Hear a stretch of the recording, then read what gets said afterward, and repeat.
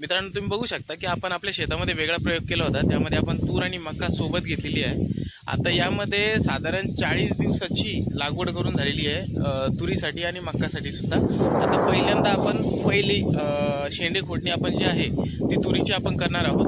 साधारण बघू शकता तुम्ही कशी तूर आहे.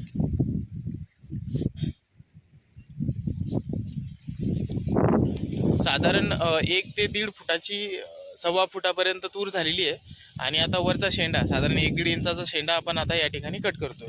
आता कट करण्यासाठी आपण बघू शकता हे कटर आहे आणि याने आपण आता त्याचा शेंडा कट करतोय.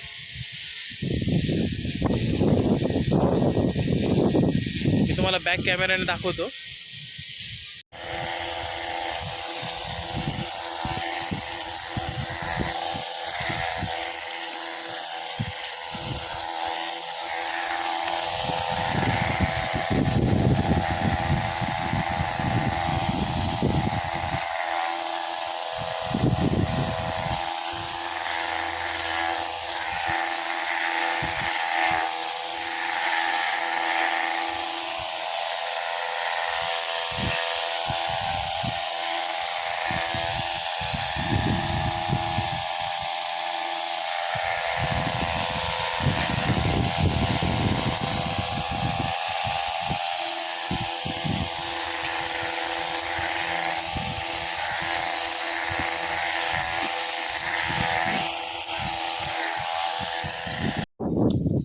मित्रांनो, शेंडे खोडणी संदर्भात वेगवेगळ्या शेतकऱ्यांचे, वेगवेगळ्या दुकानदारांचे वेगवेगळे मत आहेत आणि यानुसार आपण आता आपला वेगळा प्रयोग आहे. आपल्यामध्ये आता शेतामध्ये कसं तुरीमध्ये मक्का पण आहे आणि यामुळे आपण लवकर शेंडे खोडणी करतोय.